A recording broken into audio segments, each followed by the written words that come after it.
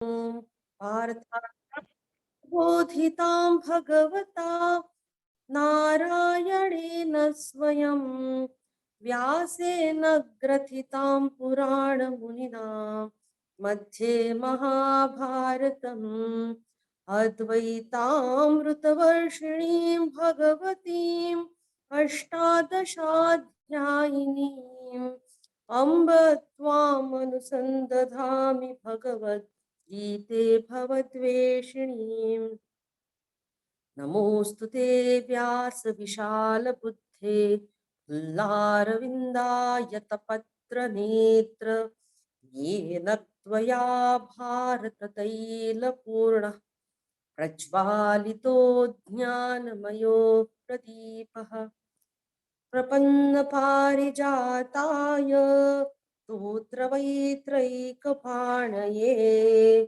ज्ञानमुद्राय कृष्णाय गीतामृतदुहे नमः। गुरुर्ब्रह्मा गुरुर्विष्णु गुरुर्देवो महेश्वरः गुरुः साक्षात् परब्रह्म तस्मै श्री गुरवे नमः। सगळ्यांना सादर जय श्री कृष्ण। अत्यंत सुंदर असा तिसरा अध्याय आणि या तिसऱ्या अध्यायाचं विवेचन आपण ऐकतोय आणि ह्या तिसऱ्या अध्यायाने अनेकांना मोहित करून टाकलाय आणि म्हणूनच जरी आज नेहमीची आपली वेळ नसली दिवस नसला तरी पण आपण आज पुन्हा भेटलो कारण की जे कंटिन्युएशन मध्ये सुरू आहे ते सतत सांगावंसं ऐकावंसं म्हणावंसं वाटतं आणि म्हणूनच आपण आज पुढे जातोय। एक श्लोक जो मागच्या वेळेला घेतला होता 30व्या श्लोकापर्यंत आपलं झालेलं आहे। आज 31व्या श्लोकाकडे वळूया। ये मे मतमिदं नित्य मनुतिष्ठन्ति मानवाः श्रद्धावन्तो न सूयन्तो मुच्यन्ते तेऽपि कर्मभिः। ये मे मतम् इदं नित्यम् अनुतिष्ठन्ति मानवाः श्रद्धावन्तः अनसूयन्ते मुच्यन्ते ते अपि कर्मभिः।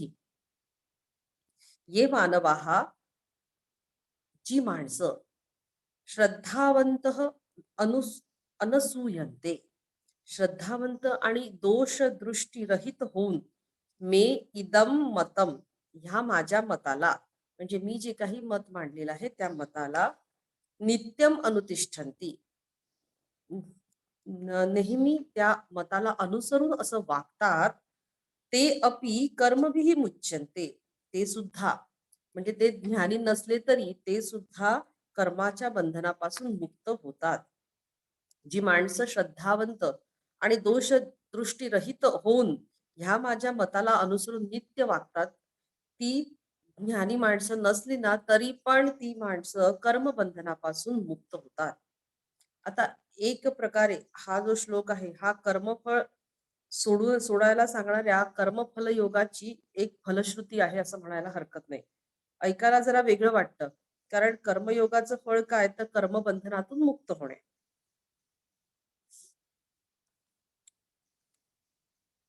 माणसाने आपल्या इथे ये मे मतमिदम नित्यम अनुतिष्ठन्ति मानवाः असं म्हटलेलं आहे।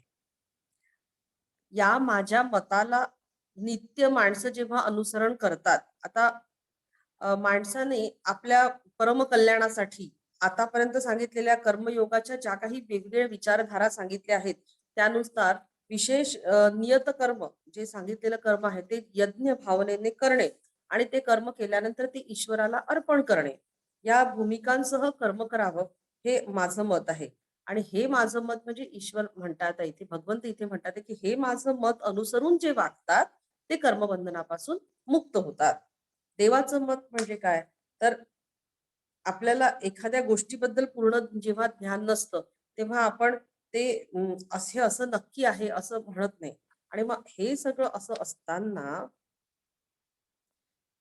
आमचं मत कसं आहे हे आपल्याला जेव्हा पक्क मांडता येत नाही तेव्हा असं आमचं मत आहे असं आपण म्हणतो आता वेगवेगळ्या विचारधारांमधनं जेव्हा सत्य हे ज्याचं स्वरूप आहे, अशा त्या भगवंताचं जेव्हा काही म्हणणं असतं, तेव्हा तो भगवंताचा सिद्धांत असतो.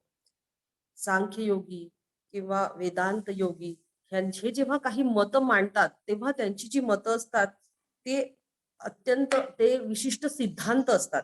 आणि म्हणूनच या इथे जे भगवंताचं मत म्हटलंय, आपण एखाद्या व्यक्तीचं जेव्हा मत म्हणतो, तेव्हा ते त्याचं म्हणणं असतं. पण भगवंताचं म्हणणं जेव्हा असतं, तेव्हा तो एक विशिष्ट सिद्धांत असतो. आणि म्हणून येमे मतम मतम जे म्हटलेलं आहे, ते मत सामान्य मत नाहीये. तो एक सिद्धांत आहे, हे आपल्याला इथे लक्षात ठेवणं आवश्यक आहे. आणि म्हणूनच यज्ञार्थ कर्म करून आपण यज्ञार्थ ही भाषा आपण या अ, अध्यायाच्या सुरुवातीपासूनच बघत आलोय, की यज्ञार्थ कर्म काय? आणि असं हे जे यज्ञार्थ कर्म आहे, ते करून ते ईश्वरार्पण जर केलं, तर माणूस कर्माच्या बंधनातून मुक्त होतो, असं भगवंत इथे सांगत आहेत. आता इथे नित्य का म्हटलेलं आहे? ये मे मतम इदम यानंतर नित्य हे पद वापरलं आहे. मत हे जे वापरलेलं आहे, हे नित्य असल्यामुळे ते कधीही चुकीचं ठरणारच नाही. नित्य हे एकतर मत या शब्दाचं विशेषण म्हणता येईल. म्हणून नित्यमत असं म्हटलेलं आहे. आणि त्याहून महत्वाचं म्हणजे नित्यम अनुतिष्ठन्ती म्हटलेलं आहे. नित्य असं आचरण करणं. जे लोक श्रद्धेने कर्मयोगाचं म्हणजेच या सिद्धांताचं ग्रहण करतात आणि त्याला अनुसरून तसं आचरण करतात, ते कर्माच्या बंधनातून मुक्त होतात. म्हणून इथे नित्य हा शब्द इथे वापरलेला आहे.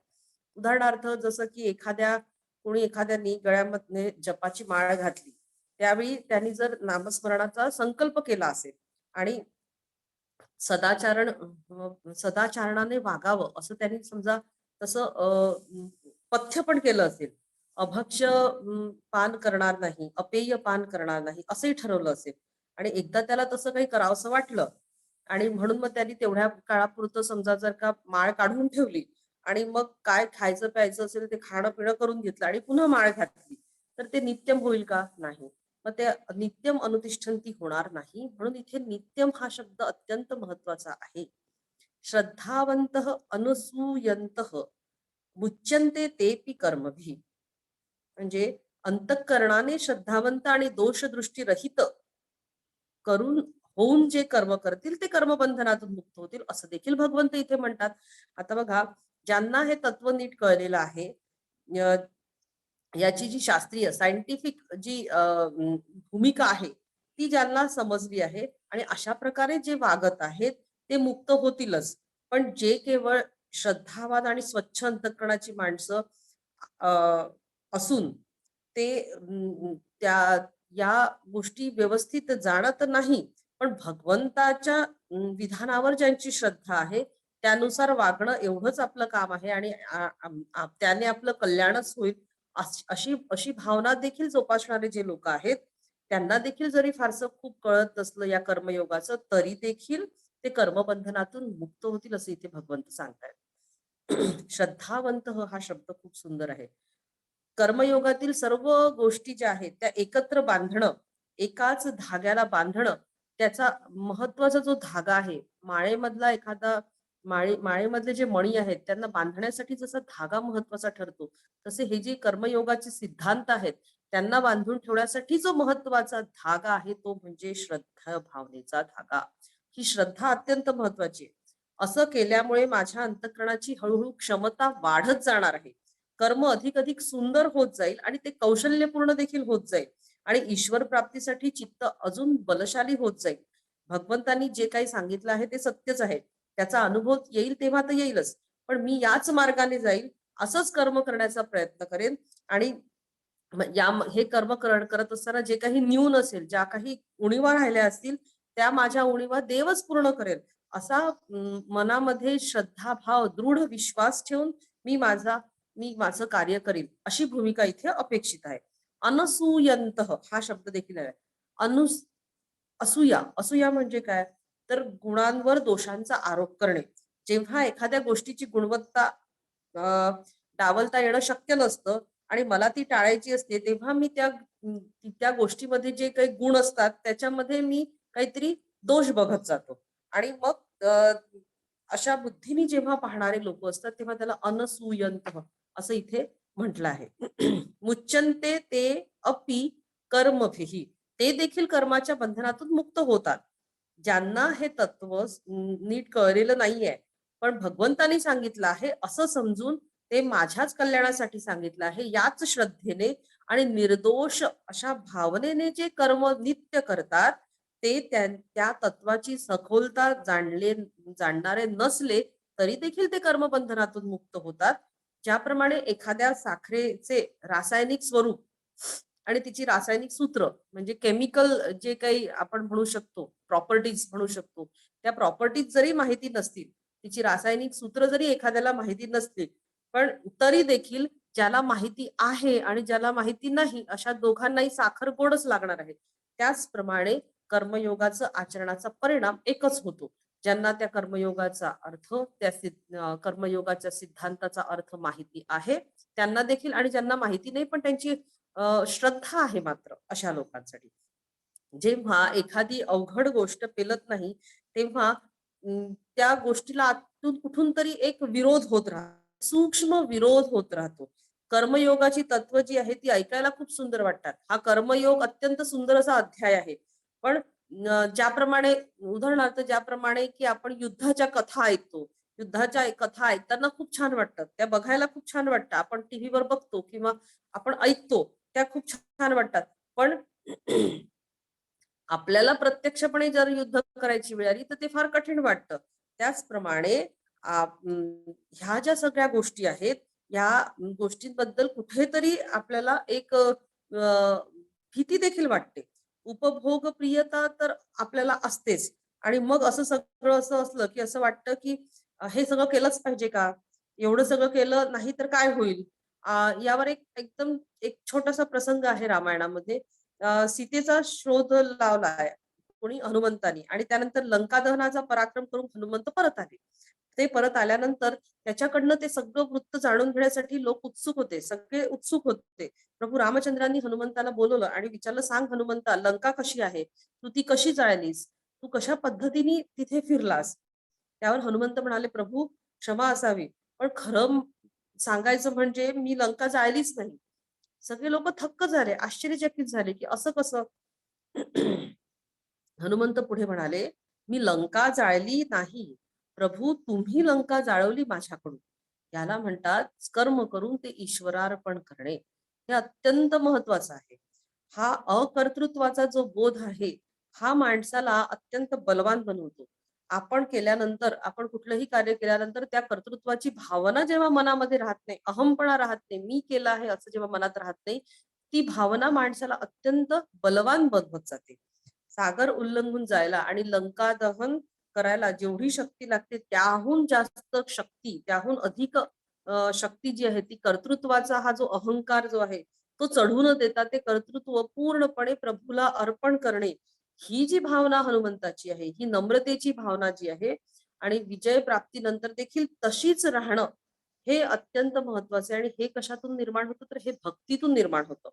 सत्कर्माचं श्रेय आपण ईश्वराला अर्पण करणं जरी आपल्याला पूर्णपणे जमत नसलं तरी त्याला खूप वैचारिक विरोध करू नये, एवढी पातळी आपण हळूहळू गाठणं आवश्यक आहे.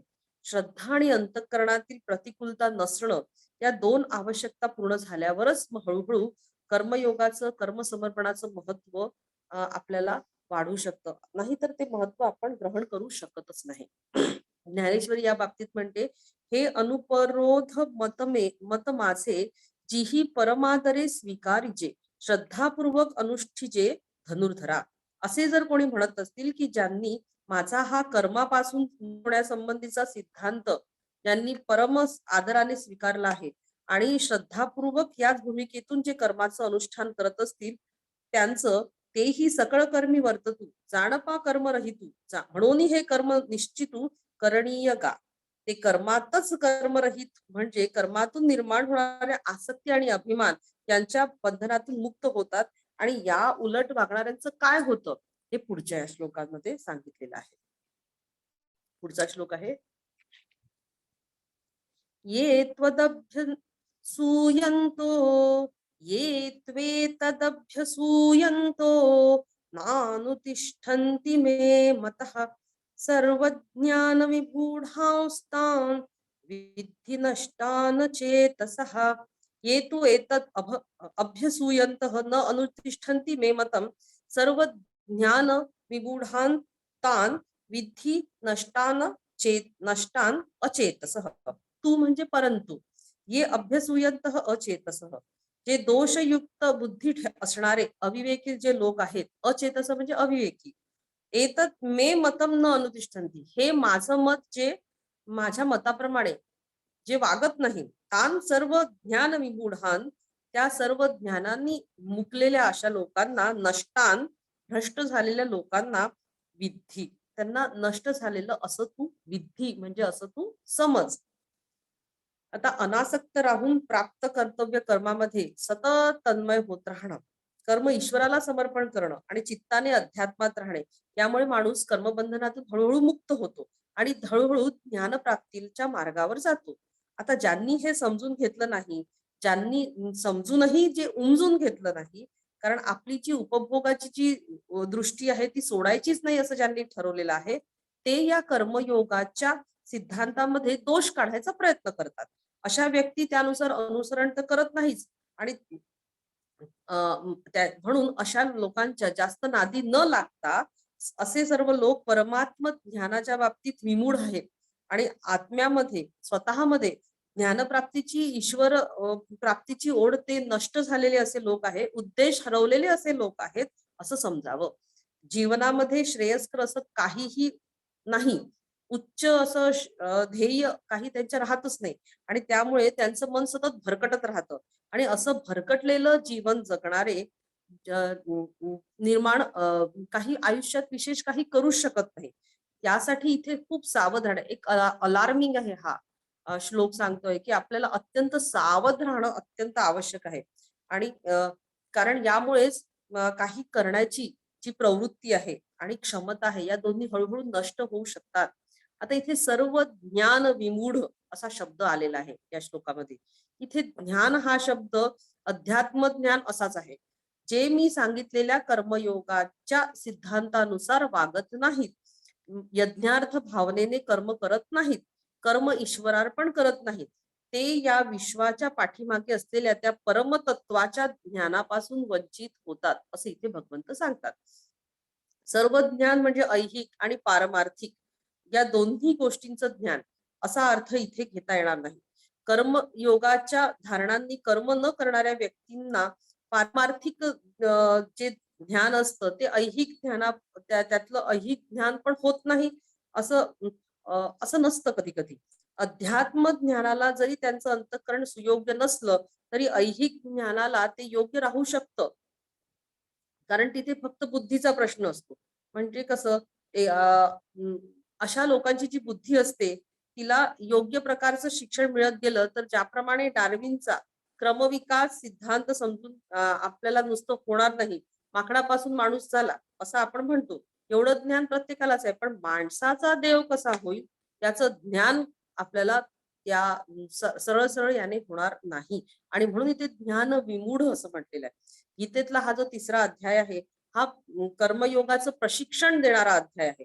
ज्ञानी व्यक्तींनी कर्म कोणत्या पातळीवर करावीत हे सांगून झाल्यानंतर इतरांनी त्या उंचीवर जाण्यासाठी, आपल्यासारख्या सामान्य लोकांनी त्या उंचीवर जाण्यासाठी काय करावं आणि काय करू नये हा सिद्धांत याचं मार्गदर्शन करणारा हा आता हे पुढचे श्लोक आहे. सिद्धांत सांगितल्यानंतर ते खरं तर आचरण करत असताना हळूहळू नीट कळत जातात, पण तोपर्यंत तू त्याला श्रद्धेने स्वीकार कर. आपले साईबाबा म्हणतात श्रद्धा आणि सबुरी या दोन गोष्टी अत्यंत महत्वाच्या आहेत. सर्व संत मंडळी श्रद्धेला पण अत्यंत महत्व देतात.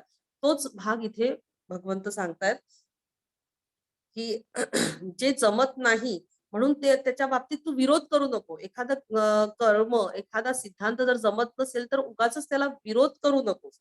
असूया करू नकोस, त्याला दोष काढू नकोस, ही प्रवृत्ती सोडून देत नाहीत, कारण यामुळेच दोष दृष्टी निर्माण होते.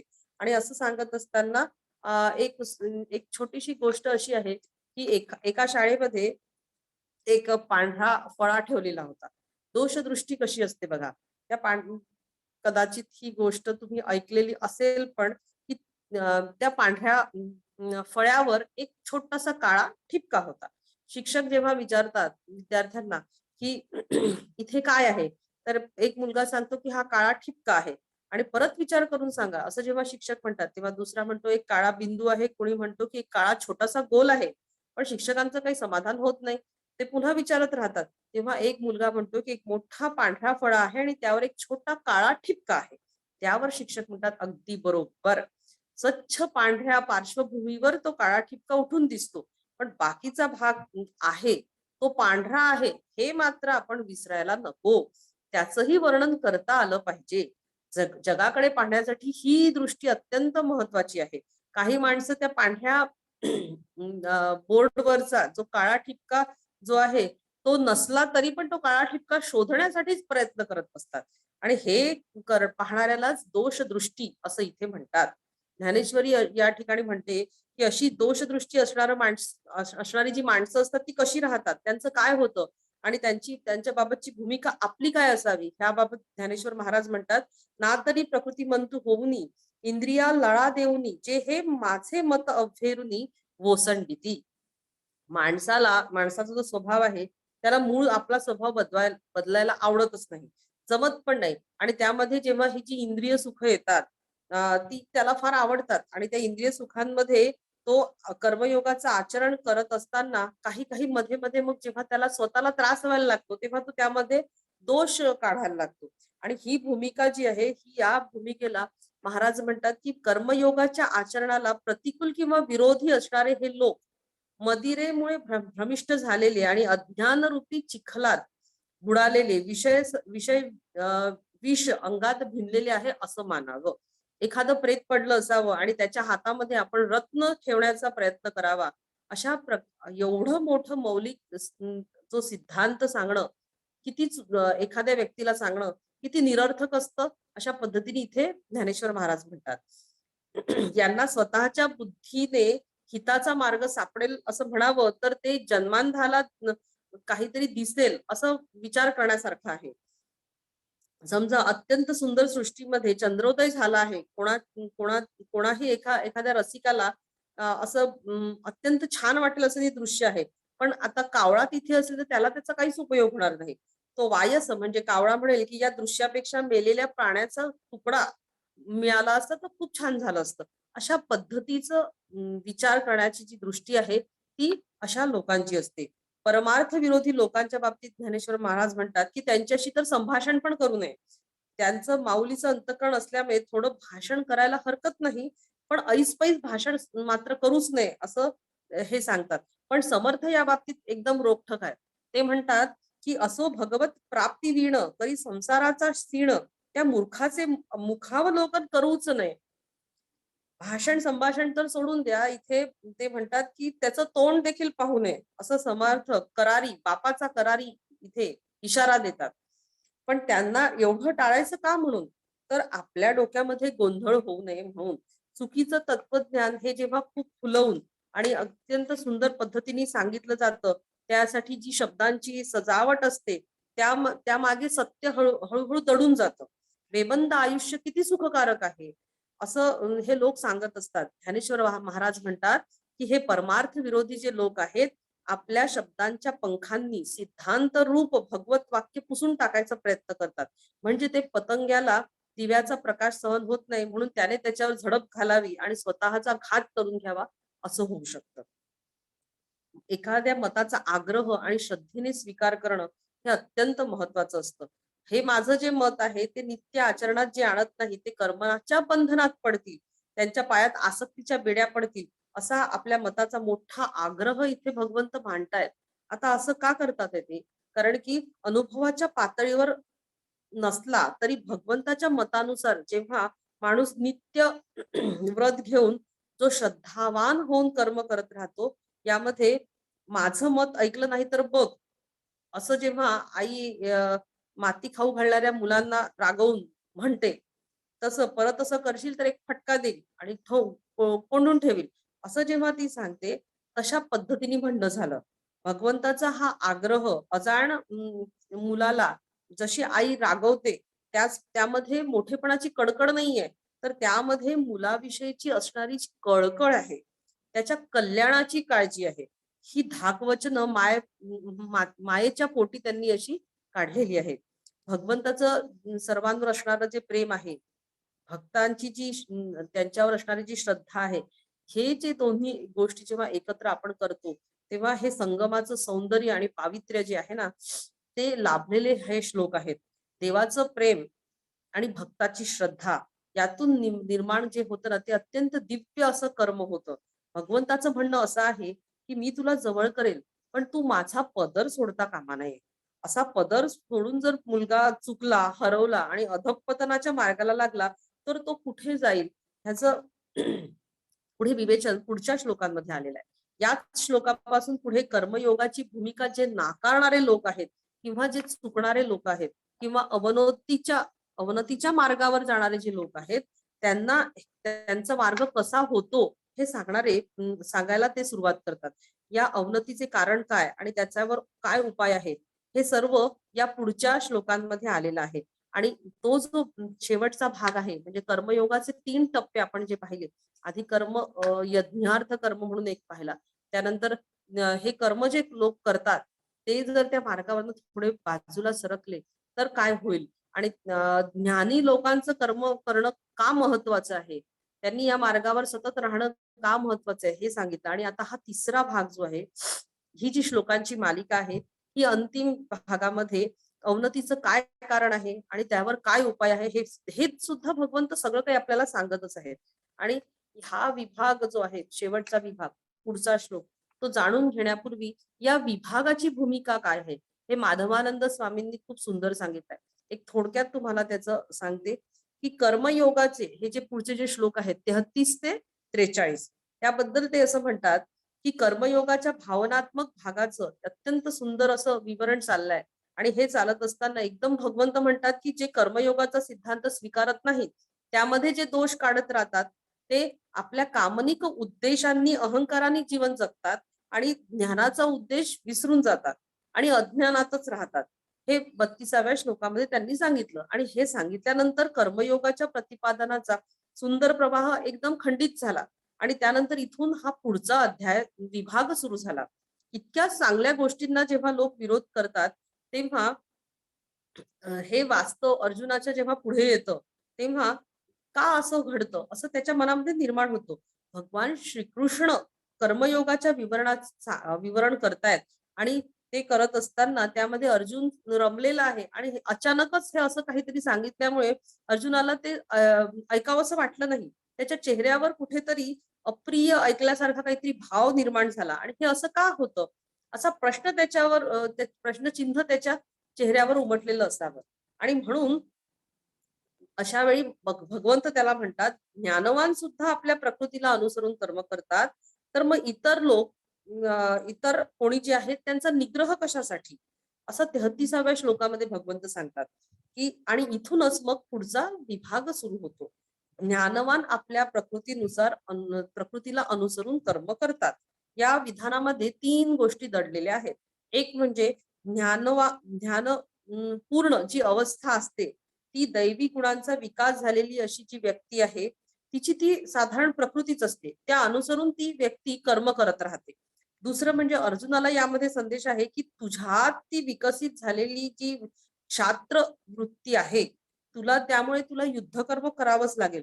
कोणत्याही भावनेने ती कर्म प्रवृत्ती तू सोडू शकतच नाही. तुला कर्म करावंच लागणार, तुला युद्ध करावंच लागणार. त्यामध्ये निग्रह करता येणार नाही. कर्तव्य कर्माचं जे काही नियोजन आहे ते तुला करायचं आहे. आणि तिसरं म्हणजे परिपूर्ण आत्मज्ञान प्राप्त व्हायला अजून थोडासा टप्पा बाकी आहे. आणि अशा अवस्थेमध्ये जे काही ज्ञानवान असतात, क्वचित ते कधी कधी आपल्या बोधात न राहता कुठेतरी उपभोगात्मक वृत्तीमध्ये येतात आणि मग ज्ञानाच्या अवस्थेला योग्य नाही असं कर्म देखील करू शकतात. आपण अनेक कथा अशा ऐकतो, की अप्सरांनी काही ऋषींचे तपोभंग केले आहेत म्हणून. ज्ञानी पुरुषांच्या बाबतीमध्ये जेव्हा असं घडतं, तर मग बाकीच्यांच्या बाबतीत देखील असं घडू शकतं. ज्ञानवान आणि इतरांमध्ये काय फरक आहे हे सांगत असताना भगवंत म्हणतात, की जे ज्ञानवान आहेत ते क्वचित कधीतरीच एखाद वेळेस अशा या कामनिक वृत्तींवर येतात. जे साधारण प्रतीचे लोक असतात, साधक असतात, ते वारंवार या उपभोगात्मक प्रवृत्तींवर येतात. म्हणजे त्यांचं फार आनंद असतो त्यांना आयुष्य अशा पद्धतीने जगण्याचा. आणि जे साधक नसतात, ते या कामनिक प्रवृत्तींना धरूनच राहतात. आणि जे साधकही नसतात आणि बाधक असतात, ते या कामनिक प्रवृत्तींचा इतका अतिरेक करतात, की अधर्म आणि अनितीच्या मार्गावर ते लोक जातात. असे लोक मग हळू पाप प्रवृत्त होतात. आणि एकदा का अशी अज्ञान प्रवृत्तीची आपण दिशा सोडली, तर माणूस या दिशेने जायला लागतो. हळू अधोगतीच्या दिशेने जायला लागतो. आणि मग अशा वेळी तो अंतिम टप्प्यापर्यंत पोहोचू शकत नाही. आणि हे सांगण्यासाठी बलवान प्रकृतीपुढे कुणाचं काय चालणार, काहीही चालणार नाही, असं भगवंत सांगत असताना इथे कुठे आगतिकतेची भावना नाहीये. म्हणजे इथे कुठेही आता असं करू म्हणजे अशक्तपणाची किंवा पराभवाची अशी भावना इथे नाहीये. कारण याच श्लोकांमधील पुढे उपभोगात्मक प्रवृत्तीचं नियमन करण्याचा आणि ध्यानवृत्तीचं कडे पुढे जाण्याचा देखील मार्ग भगवंतांनी सांगितलेला आहे. म्हणजे या श्लोकांमध्ये हळूहळू एक अलर्टनेस म्हणजे सावधानतेचा इशारा भगवंत देतात, की साधकाचा ज्ञानप्राप्तीचा जो मार्ग आहे, तो काल्पनिक नाही, तो मनोराज्यामध्ये रमणारा मार्ग नाही. तर त्यातून पुढे कसं जायचं आणि त्यासाठी पुढे जात असताना कुठल्या गोष्टी आपल्याला पाळणं आवश्यक आहे आणि कुठल्या गोष्टींनी आपण या मार्गामध्ये आचरण करता करता विकसित होत जाऊ, त्याचं वर्णन इथे पुढे आलेलं आहे. तर या श्लोकांपासून पुढे येणारं जे शेवटचा विभाग म्हणता येईल आपल्याला कर्मयोगाचा, तो आपण पुढच्या भागात बघूया. तोपर्यंत जय श्रीकृष्ण. प्रार्थना म्हणते. योगेशं सच्चिदानन्दं वासुदेवं व्रजप्रियं धर्मसंस्थापकं वीरं कृष्णं वन्दे जगद्गुरुं. कृष्णं वन्दे जगद्गुरुं. सगळ्यांना सादर जय श्री